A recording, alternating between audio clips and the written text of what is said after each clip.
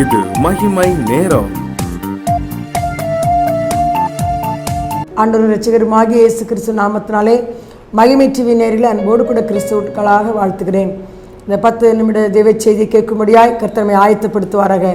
இந்த நாளிலும் கூட நம்முடைய ஆத்மாவுக்கு பிரயோஜனமாக இருக்கும்படி கர்த்தர் நம்மோடு கூட பேசும்படி தெரிந்து கொண்ட ஒரு வேத பகுதி சங்கீதங்களின் புஸ்தகம் 46ஆம் அதிகாரம் 5ஆம் வசனத்தில் இப்படி சொல்லப்பட்டிருக்கிறது.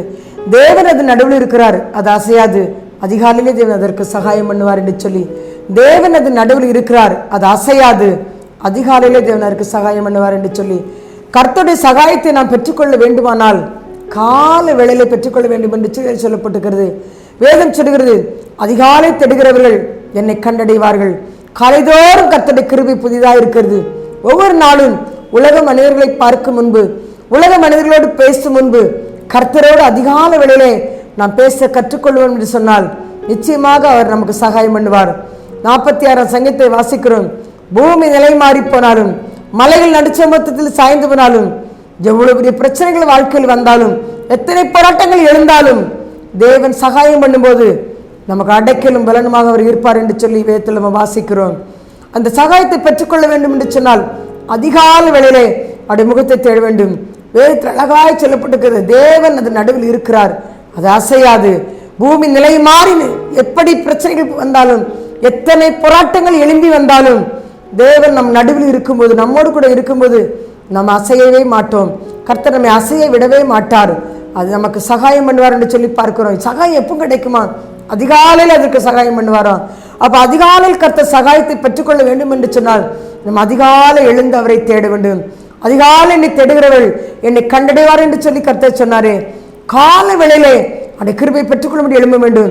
நம்ம வேதத்தில் வாசிக்கிறோம், இஸ்ரவேல் ஜனங்கள் எல்லாரும் நடந்து வந்த போது அவர்களுக்கு இயற்கைக்கு அப்பாற்பட்ட அற்புதங்களை செய்து அவர்களை வழிநடத்தி கர்த்தர் கொண்டு வந்தார்.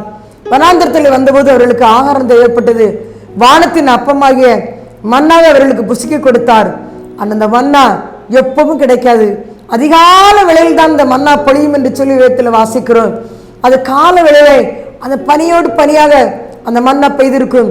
அதை தங்களுக்கு என்று சொல்லி அந்த வீட்டுக்கு தேவையான மன்னாவை கால வேளையில சென்று புறக்கி கொண்டால்தான் அந்த வீட்டில் அன்றைக்கு சமைச்சு சாப்பிட்டு திருப்தியாக அவங்க வாழ முடியும். ஒருவேளை காலையிலே ரொம்ப குளிராக இருக்கிறது, பனியாக இருக்கிறது, கொஞ்சம் நேரம் செலவு பண்ணி போகலாம் என்று சொன்னால் வேதத்தில் வாசிக்கிறோம், வெயில் படப்பட அந்த மன்னா உருகி போகும் என்று சொல்லி சொல்லப்பட்டிருக்கிறது. வெயில் வந்த பிறகு, அதிகாலை மாறிய பிறகு அந்த மன்னாவை பொறுக்கிக் கொள்வது ஒரு கூடாத காரியம். அந்த வீடெல்லாம் பசித்து இருக்கும். அவர்களுக்கு அந்த ஆகாரம் எங்கேயுமே கிடையாது. காரணம், அந்த வனாந்தரத்தில் கடைகள் கிடையாது. கர்த்தர் கொடுக்கிற ஆகாரத்தை தான் அவர்கள் புசிக்க வேண்டும். கால வேளையிலே சோம்பல் இல்லாமல் எழுந்து அவர்கள் பொறுக்கினால் அந்த வீட்டுக்கு அன்றைக்கு செழிப்பான ஆகாரம், ஒரு திருப்தியான ஒரு ஆகாரம், சந்தோஷமான ஒரு குடும்பமாய் அந்த நாளை கழிக்கலாம். ஆனால் கால வேளையிலே சோம்பலாக அந்த மன்னாவை பொறுக்காதபடி படுத்துக்கொண்டால் அந்த வீடு பட்டினியாய் இருக்கும் என்று சொல்லி பார்க்கிறோம். தேவ பிள்ளைகளே, அப்படித்தான் நம்முடைய ஆவிக்குரிய வாழ்க்கையிலே, உலக வாழ்க்கையிலே ஜெயத்தை பெற்றுக்கொள்ள வேண்டும் என்று சொன்னால், கர்த்தரிடத்தில் சகாயத்தை பெற்றுக்கொள்ள வேண்டும் என்று சொன்னால், அவர் நமக்கு சகாயம் செய்ய வேண்டும் என்று சொன்னால் அதிகால வேளையில் சகாயம் செய்வாராம். அந்த சகாயத்தை பெற்றுக்கொள்ளும்படிக்கு காலைதோறும் கர்த்தர் சமூகத்தில் இருக்க வேண்டும்.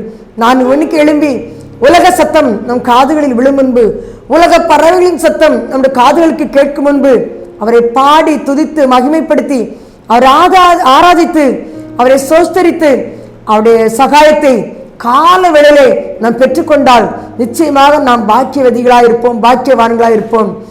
இருட்டோடே அவள் எழுந்து நிற்கிறாள் என்று சொல்லி, எழுந்து தன் வேலைகளை செய்கிறாள் என்று சொல்லி குணசாலின ஸ்திரியை குறித்து நம்ம வேதத்தில் வாசிக்கிறோம். அதிக இருட்டோட எழுந்தது தன் பணிகளை செய்கிறாள் என்று சொல்லி.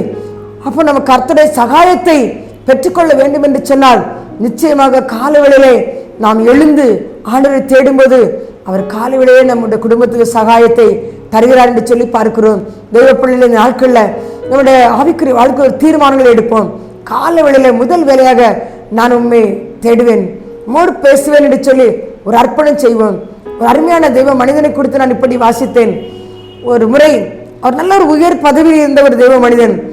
அவர் தன்னால் தன்னுடைய சக ஊழியர்களை பார்த்து கால வேளையிலே முதல் ஆளாக நான் உங்களை சந்திப்பேன் என்று சொல்லி இருந்தாராம். அப்ப இவர்கள் எல்லாரும் அதிகாலை எழுந்து அவர்கள் போய் அவரை இந்த மனிதனை சந்திப்பதற்கு காத்திருந்தார்களாம். காத்திருந்த அந்த வேளையிலே திடீரென்று சொல்லி வீட்டுக்குள்ள அவர் யாரோடு பேசி கொண்டிருந்த ஒரு சத்தம் கேட்டதான். அந்த சத்தம் கேட்டபோது இவர்களுக்கெல்லாம் ஒரே ஆச்சரியமா இருக்கிறது. முதலாவதாக நம்மை சந்திப்பேன் என்று சொன்னார். ஆனால் யாரோட பேசிக்கொண்டு உள்ளே இருக்கிறார் என்று சொன்னார்களாம். ஆனால் அவர் பேசி முடித்து விட்டு இவர்களை பார்ப்பதற்கு கதவை திறந்து வந்தபோது எங்களை தான் முதலாவது பார்ப்பேன் என்று சொன்னீர்கள், யாரோடு பேசினீர்கள் என்று சொல்லி. அப்போ அந்த தேவ மனுஷன் சொன்னாராம், எத்தனை உயர் பதவி எனக்கு இருந்தாலும் நான் உலக மனிதனுடைய முகத்தை பார்க்கும் முன்பு, உலக மனிதனோடு பேசும் முன்பு எனக்கு சகாயம் செய்கிற என் கர்த்தரோடு பேசிவிட்டு இந்த நாளுக்குரிய எல்லா கிருபைகளையும் நான் வாங்கிவிட்டு எல்லா சகாயத்தையும் பெற்றுவிட்டு தான் உலக மனிதர்களை பார்ப்பேன் சந்திப்பேன் என்று சொன்னாராம். எவ்வளவு ஒரு ஆச்சரியம் பாருங்கள் தேவப்பிள்ளையே. எத்தனை வேலைகள் எத்தனை பொறுப்புகள் இருந்தாலும் ஒவ்வொரு நாளும் கால வேளையிலே இந்த கர்த்தருடைய சகாயத்தை பெற்றுக்கொள்வோம் என்று சொன்னால் நம்மை விட பாக்கியவான்கள் யாராலும் இருக்க முடியாது. இன்றைக்கு ஒரு தீர்மானம் எடுங்கள். ஒவ்வொரு நாளும் 4 மணிக்கு எழும்பி தேடுவேன் ஆண்டவரே, உடைய சகாயத்தை பெற்றுக்கொள்ளும்படி கலைதோறும் வந்து ஒக்குமுன்னோர் நிற்பேன் என்று சொல்லி தீர்மானம் எடுப்போம் என்று சொன்னால் உடைய வாழ்க்கையிலே நிச்சயமாக பெரிய ஒரு அற்புதத்தை பெற்றுக்கொள்ள முடியும். இன்றைக்கு அர்ப்பணிப்போம், கர்த்தருடைய சகாயத்தை நாம் பெற்றுக்கொள்வோம். கண்களை மூடி ஜெபிப்போம். பரலோகத்தின் மகிமையான அன்பு தகப்பனே, வேதம் சொல்லுகிறது தேவன் அதன் நடுவில் இருக்கிறார், அதிகாலையிலே அதற்கு சகாயம் பண்ணுவார் என்று சொல்லி. அது அசையாது. நீ சகாயம் பண்ணும்போது இந்த உலகத்தில் எந்த ஒரு போராட்டம் எங்களை அசைக்க முடியாது. உடைய சகாயத்தை பெற்றுக்கொள்ள வேண்டும் என்று சொன்னால் கால வேளையிலே உடைய சமூகத்துக்கு வர வேண்டும்ப்பா.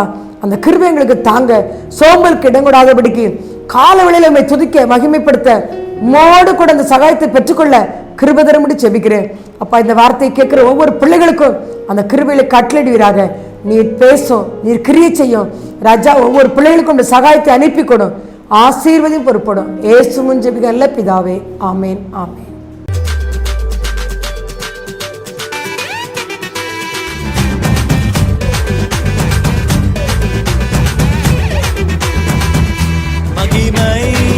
மகிமை